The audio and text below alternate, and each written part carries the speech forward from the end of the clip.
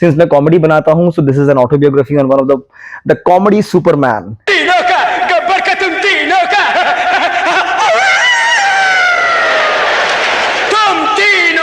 बाप चाहिए गब्बर को, वरना गोलियां चलेंगी। कौन है रे तू?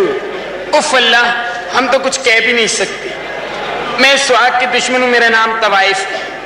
तवाइफ और गब्बर के अड्डे पे खुद चली आए। ये गब्बर की बेइज्जती है।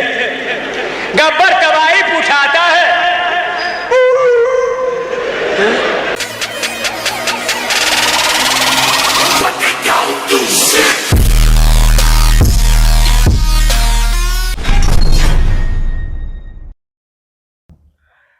सलाम, नमस्ते, Sat Shri Akal, hello everyone, welcome back to Abhishek David entertainment और आप देख रहे हैं डेविड टॉक्स। दोस्तों, आज मैंने एक सुपरमैन की टी शर्ट पहनी हुई है और यूजुअली मैं कॉमेडीज़ बनाता हूँ, व्लॉग बनाता हूँ। आप सोच रहे होंगे आज ये क्या आके बोल रहा है। आज मैं एक ऐसी शख्सियत के बारे में आपको रूबरू कराने जा रहा हूँ जिनको इंडिया क्या, एशिया क्या, दुनिया भर में एक ऐसा नाम मिला है और मैं उनको बचपन से जानता हूँ। I grew up on his comedies. Since मैं कॉमेडी बनाता हूँ, so this is an autobiography on one of the comedy superman. The comedy का बादशाह जो हैं, जो हमारे सुपरमैन है जिसे कहते हैं सुपर हीरोज, तो वो कॉमेडी के सुपर हीरो है। कॉमेडी को उन्होंने एक अलग ही अंजाम दिया था। अब इस दुनिया में नहीं है वो, but I count him as my Dronacharya. मैं उनका एकलव्य हूँ। I grew up watching all his comedies. Yes, I am talking about none other than the legendary cult classic comedian Umar Sharif साहब। Yes.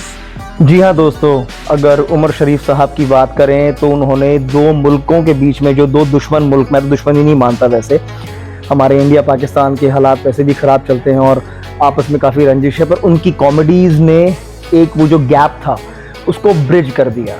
उन्होंने दिलों को जोड़ दिया। उन्होंने पाकिस्तान के फनकार, कलाकार और इंडियन कलाकारों को मिलाया।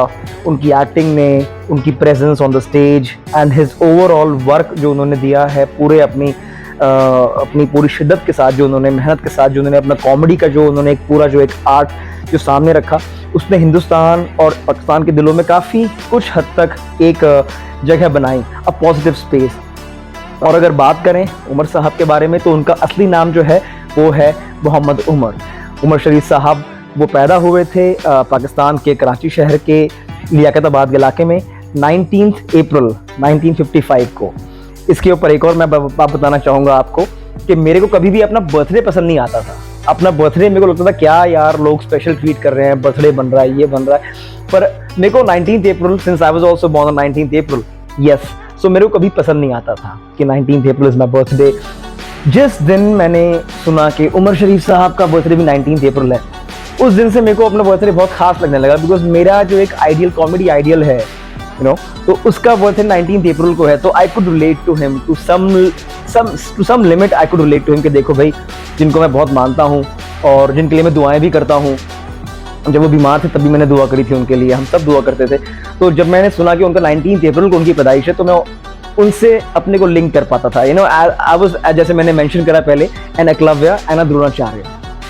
तो उमर शरीफ साहब जो थे, बचपन से ही उनको ना फिल्मों का बड़ा शौक था, सिनेमा और जो थिएटर वगैरह जो होता है।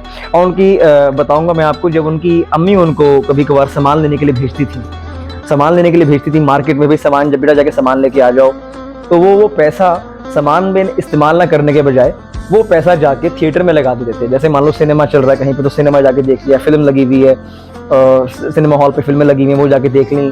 कोई शो हो रहा है, थिएटर का कुछ हो रहा है, तो वो जाके देख लिया। और जब वो लौट के आते थे तो उनकी वालदा उनको बहुत मारती थी, उनको डांटती थी कि भाई पैसे तुम्हें दिए थे हमने शॉपिंग करने के और तू यहाँ लगा के आ गए। और यही नहीं, जब भी उमर शरीफ साहब को पैसे मिलते थे कहीं से, थोड़े बहुत उनको पैसे मिल गए, इकट्ठे हो गए, तो वो उन रुपयों को, उन पैसों को लगाते थे थिएटर में, फिल्मों में। जैसे मान लीजिए फिल्म लगी है, वो जाके देख ली। तो उनके इस जुनून को, हालांकि उनकी जो वालदा थी वो चाहती थी कि मेरा बेटा उमर जो है वो एक अच्छी सी नौकरी करे और पढ़ लिख के कोई बड़े ओहदे पे एक अफसर बन के बैठे, ऑफिसर बने। मगर देखिए क्या होता है कि तकदीर जो होती है वो भी कुछ चीज़ होती है। खुदा का मालिक का कुछ और प्लान था उमर शरीफ साहब के लिए।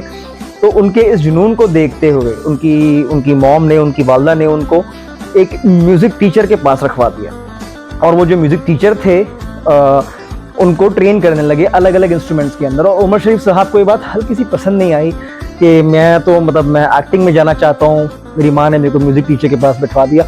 बट जब उनको पता चला कि उस म्यूज़िक टीचर के थिएटर के अंदर लिंक्स हैं और काफ़ी उनकी जान पहचान है, उनका नाम है, तो उनको अच्छा लगा और वो इंटरेस्ट लेने लगे। और उनके साथ उनकी शागिर्दी में उमर शरीफ साहब ने गिटार और अलग अलग थोड़े बहुत इंस्ट्रूमेंट्स बजाने सीख लिए, और उनका थोड़ी सी उनकी अर्निंग भी होने लगी। वो फंक्शंस में, छोटे मोटे फंक्शंस में, शादियों में प्ले करते थे बैकग्राउंड म्यूज़िक, और वो रुपया ला के अपनी मॉम को देते थे, अपनी वालदा के हाथ में रखते थे, और इस तरीके से उनका अपना खर्चा भी निकलना शुरू हो गया था।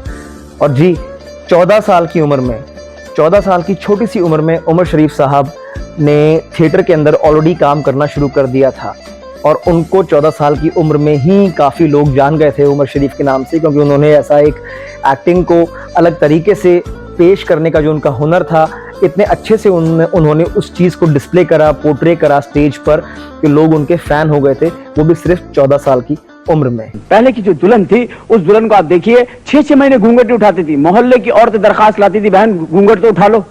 लेकिन अब आपको दुल्हन देखनी है तो आप मैरिज हॉल पे चले जाइए और दुल्हन को देखिए, जो लड़की तोहफे झपट रही हो, आप समझ लीजिए यही दुल्हन है। पहले की दुल्हनों पे इसलिए ज्यादा रूप और नूर होता था कि बड़ी बूढ़ियां जो होती थी वो दुल्हन को देखने के लिए हजार मील पैदल जाती थी ढूंढने के लिए दुल्हन को, और 1000 मील पैदल वापस आ जाती थी, चाहे पीछे दूल्हा फौत हो जाए, उन्हें इस बात की फिक्र नहीं होती थी।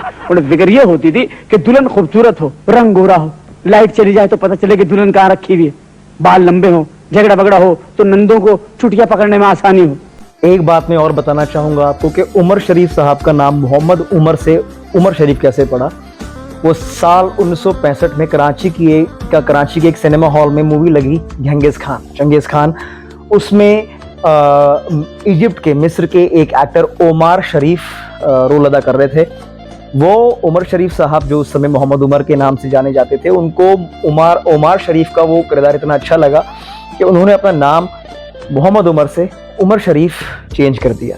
और हाँ, उसके बाद तो कुछ रुकना था ही नहीं, क्योंकि उमर शरीफ साहब उसके बाद स्टेज शो करते गए, और स्टैंड अप कॉमेडी जो होती है उसके वो एक बेताज बादशाह बन गए। In fact he was the person जिन्होंने स्टैंड अप कॉमेडी एशिया, जो कि हिंदुस्तान और पाकिस्तान और जो एरियाज जो कंट्रीज जो हैं वहाँ पे उन्होंने उसको शुरू करा था। He was one of them, the leading person जिन्होंने स्टैंड अप कॉमेडीज को स्टार्ट करा था।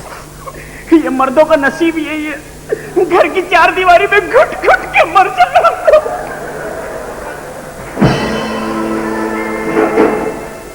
अल्लाह रहम करने वाला है, कुछ तदबीर करूंगी इंशाअल्लाह। सुन। और सन 1984 में द गवर्नमेंट ऑफ पाकिस्तान, उन्होंने उमर शरीफ साहब को नेशनल अवार्ड से नवाजा as the best stage actor of the year. और यस, उसके बाद रुकना नहीं था, उसके फौरन 5 साल के बाद सन 1989 में उमर शरीफ ने एक ऐसा स्टेज शो लिखा, ऐसा स्टेज ड्रामा लिखा, जो कि इंडिया क्या, पाकिस्तान क्या, पूरी दुनिया में फैल गया। दुनिया भर में जहाँ जहाँ इंडियंस थे वो लोग उसके कायल हो गए थे, और उस प्ले का नाम था बकरा किश्तों पे। जी हाँ, बकरा किश्तों पे लिखने के बाद जब वो स्टेज शो इन्होंने रिलीज़ करवाया तो उमर शरीफ साहब को रातों रात इतनी ज़्यादा पॉपुलैरिटी मिल गई कि क्या तो पाकिस्तान, क्या हिंदुस्तान, और क्या ही और गैर मुल्क जहाँ पे हमारे इंडियंस एंड पाकिस्तानीज रहते हैं, वहाँ पे इनको बहुत ज़्यादा पॉपुलैरिटी और विजिबिलिटी मिल गई। हमरा नाम कोरा मिट्टी में मिलाई दे हैं, सजा मिलेगी। हम नहीं जानते हमारी तीनों बेटियां किससे मोहब्बत करती है, मगर हम तुम तीनों से कहते हैं कि गब्बर को तुम्हारा तीनों का हरामजादों का तीनों का, गब्बर का तुम तीनों का, तुम तीनों का बाप चाहिए गब्बर को, वरना गोलियां चलेंगी। कौन है रे तू?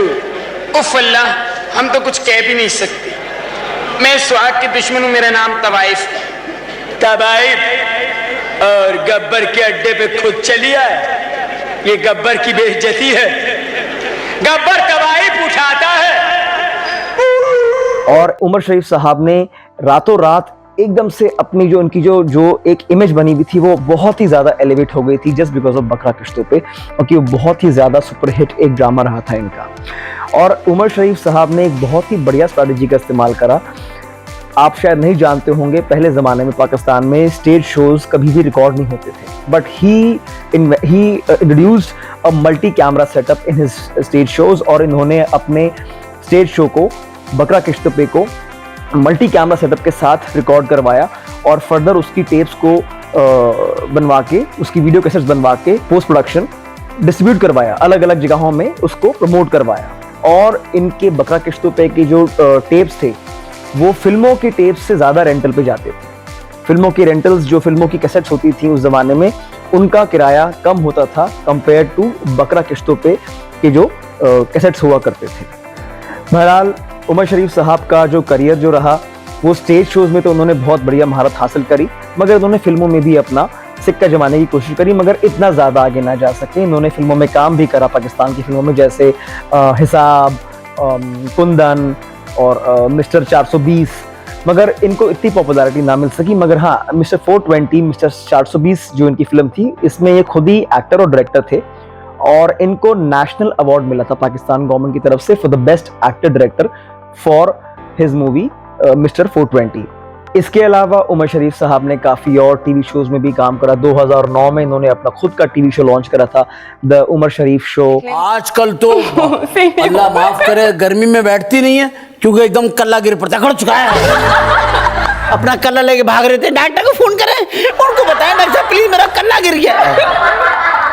किसी की थोड़ी गिर जाती, मेरी थोड़ी सी तो थी, थोड़ी भी गिर गई। और भी काफ़ी कुछ अलग अलग टीवी शोज में बतौर मेहमान खसूसी एज चीफ गेस्ट बुलाए जाते थे। और जैसे कि आप जानते हैं, इंडिया का बहुत ही हमारा एक पॉपुलर एक शो था द लाफ्टर चैलेंज, उसके अंदर भी बतौर चीफ गेस्ट बन के उमर शरीफ साहब आए थे। सिंस उमर शरीफ साहब की एक बहुत बड़ी फ़ैन फॉलोइंग है हिंदुस्तान में, and I am one of his very big fan. पर सब लोग चाहते थे कि वो हिंदी फिल्म में कभी आए, किसी हिंदी बॉलीवुड फिल्म में आए, मगर वो हो ना सका। बट येस, सन 2004 में जी सिने अवार्ड्स में उन्होंने शिरकत की पार्टिसिपेटेड और बहुतों को हंसाया, उन्होंने बहुत लोगों को हंसाया। एंड आप सबने देखा होगा, वो शो काफ़ी पुराना है, it is there on YouTube. Hi hi hi, पूरी जमीन के सितारे, मैं बहुत मशकूर हूँ जी टेलीविजन का, उनकी अवार्ड एकेडमी का, और सुभाष चंद्रा साहब का, और करीम मोरानी साहब का, कि उन्होंने मुझे मौका दिया कि मैं इतने हसीन लोगों के दरमियान में। अगर हम उमर शरीफ साहब की पर्सनल लाइफ की बात करें तो इन्होंने 3 शादियां की थी। इनकी फर्स्ट वाइफ बेगम का नाम था दीबा उमर, उनसे इनके 3 बच्चे थे, जवाद उमर, फवाद उमर और बेटी हीरा उमर। इसके कुछ सालों के बाद मिस्टर 420 की शूटिंग के दौरान शकीला कुरैशी नाम की एक्ट्रेस से इनको प्यार हो गया और उनसे इन्होंने दूसरी शादी कर ली, मगर वो शादी ज़्यादा वक्त तक चल ना सकी और उन्होंने फाइनली तलाक ले लिया। उसके कुछ सालों के बाद फिर से इन्हें प्यार हुआ जरीन गजल नाम की एक स्टेज एक्ट्रेस से, जो इनके साथ स्टेज शोज में काम करती थी, और उनसे इनको एक बेटी है। उमर शरीफ साहब की एक बड़ी बहन भी है, उनका नाम है खदीजा महमूद, और वो उमर शरीफ साहब से उम्र में कुछ बड़ी हैं, कुछ साल बड़ी हैं। और पाकिस्तान के 50 साल की आज़ादी सेलिब्रेशन के टाइम पे इन्होंने एक प्ले बनाया था, स्टेज शो उमर शरीफ हाजिर हो, जहाँ पे ये वकील का रोल अदा कर रहे हैं। यहाँ दूसरी शादी का मकसद सिर्फ और सिर्फ ठरक है।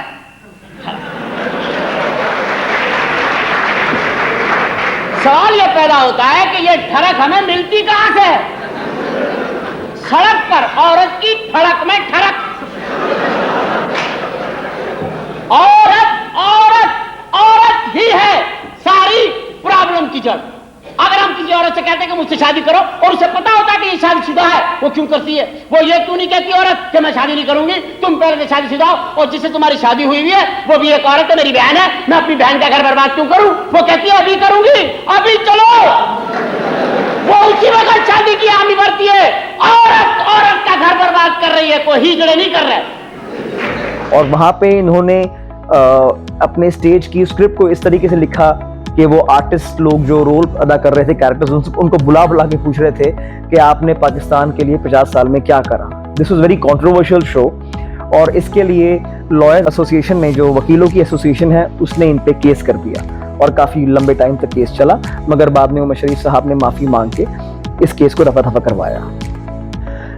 उम्र के साथ साथ उमर शरीफ साहब की तबीयत भी खराब होती जा रही थी और उमर भाई बीमार पड़ गए थे। 10 दिसंबर 2020 में इनका एक वीडियो वायरल हुआ था जिसमें इनकी तबीयत बहुत ज़्यादा नासाज थी, बहुत बीमार दिख रहे थे ये, और वीडियो बनाने वाले ने उसको वायरल करा और पाकिस्तानी गवर्नमेंट से इल्तिजा करी कि भाई उमर शरीफ साहब के लिए फंड्स इकट्ठे करे जाएं ताकि उनको अमेरिका भेजा जाए।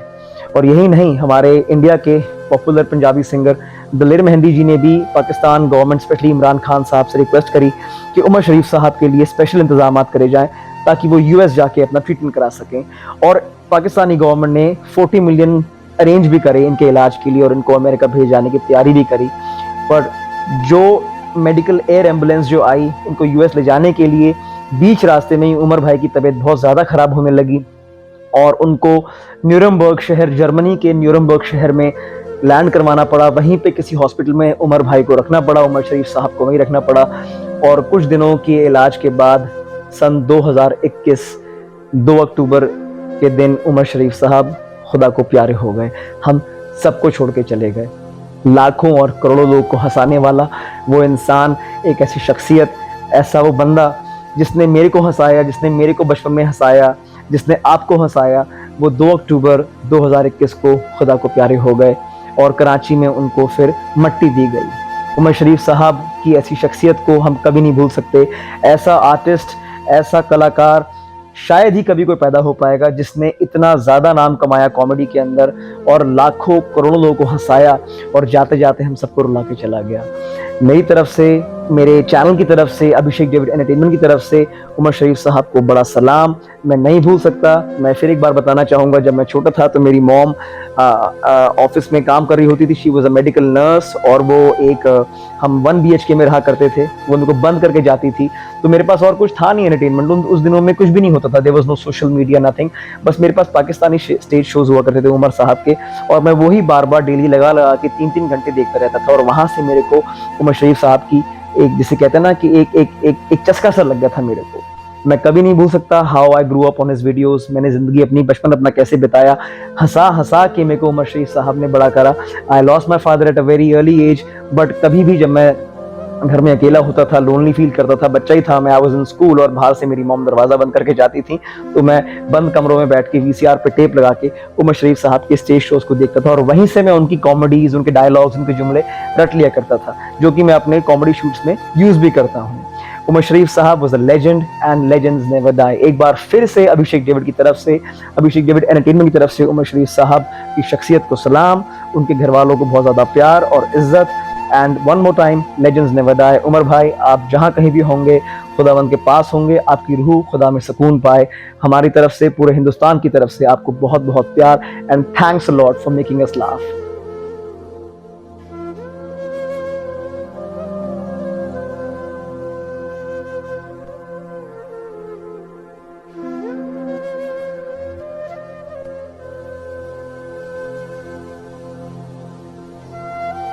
सो गाइज, ये तो एक मेरा एपिसोड था, first episode, an autobiography on my my favourite Umer Shareef, जिनको मैं बचपन से देखता आया हूँ।